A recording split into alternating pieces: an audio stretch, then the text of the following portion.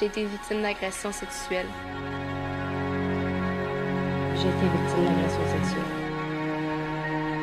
Par définition, l'agression sexuelle, c'est tout comportement, toute attitude, tout geste à caractère sexuel qui est fait sans le consentement d'une des deux personnes. La rage, la colère, la déception. Ça m'a fait l'effet d'un gros coup de masse en plein visage. J'étais complètement décontenancée.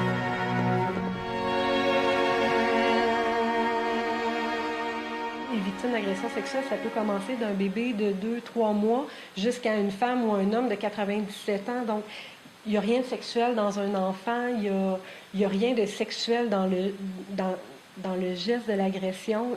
C'est vraiment juste un moyen, un outil utilisé, la sexualité. Ça ne répond pas à un besoin ou à une attirance sexuelle. Moi aussi, n'avais pas grande forme, là, puis je comprenais pas qu'est-ce qui pouvait l'attirer. Puis encore, ça donne la responsabilité à la victime de dire, bien, elle avait juste à pas être excitante, elle avait juste à pas être belle, elle avait juste à pas être sexy, elle avait juste à pas me provoquer. Donc, c'est le seul crime dans la vie qu'on remet une part de la responsabilité à la personne qui vit l'agression. Donc, il y a encore beaucoup, beaucoup, beaucoup de travail à faire là-dessus.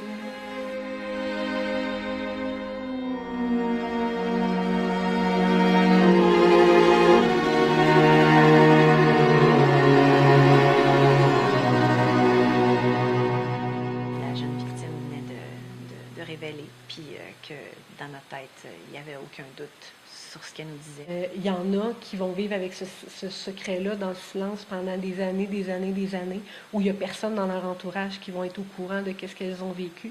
Puis à un moment donné, il y a un trop-plein. Tu sais, de dire, je suis toute seule, c'est un poids qui est très, très lourd sur les épaules à porter toute seule. Ça l'a pris 25 ans avant que je parle. La première personne à qui j'ai parlé, ça a été un médecin. Et le médecin m'a dit que ça arrivait à plusieurs petites filles.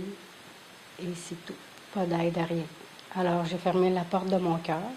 Parce que personne n'est vraiment à l'aise avec cette réalité-là. Je pense que ça remet en question la société en général, le silence, ce fait-là que les gens devraient parler, ne devraient pas avoir peur de parler, puis qu'on ne devrait pas avoir peur d'y recevoir puis d'en entendre parler non plus. Donc souvent, ça va être difficile dans les relations interpersonnelles, difficulté avec l'autorité aussi, difficulté à s'ouvrir, difficulté à faire confiance, difficulté à vivre ses émotions. L'agression sexuelle, ça laisse toujours une cicatrice, mais avec le temps, elle apprend à cicatriser.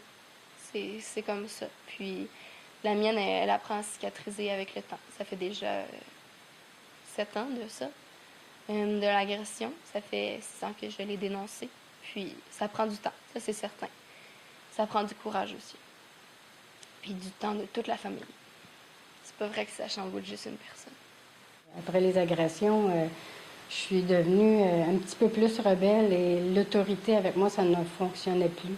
J'ai tendance à revivre continuellement l'événement dans ma tête, soit en pensée, en flashback ou en cauchemar. De plus, je cherche à éviter tout volontairement ou pas ce qui pourrait me faire rappeler mon agression.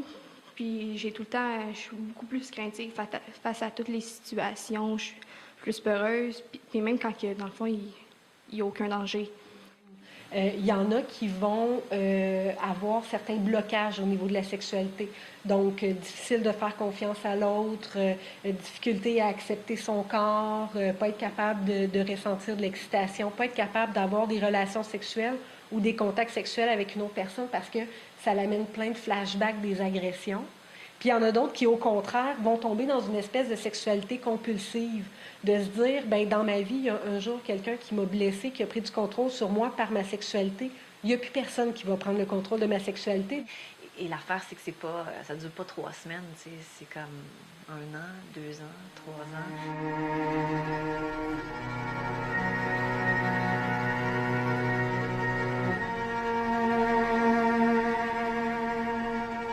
La confiance envers les hommes comme victimes, ça doit être super, tu sais, d'avoir à cheminer là-dedans puis à faire confiance.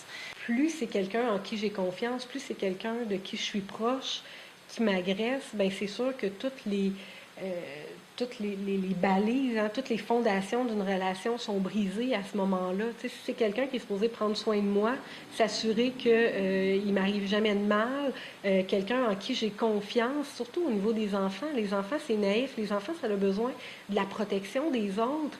Une relation amoureuse, ça apporte quelque chose aussi. C'est que tu apprends à refaire confiance à un homme à qui tu es proche.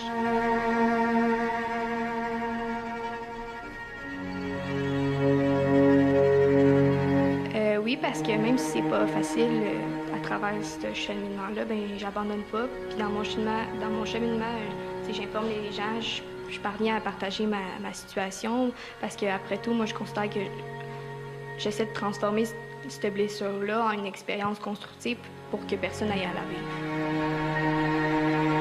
J'ai survécu après les agressions pendant 25 ans. Aujourd'hui, je peux dire que je vis à fond. Je suis une survivante. Je me considère comme une survivante parce que j'étais en mesure de dénoncer mon agression sexuelle.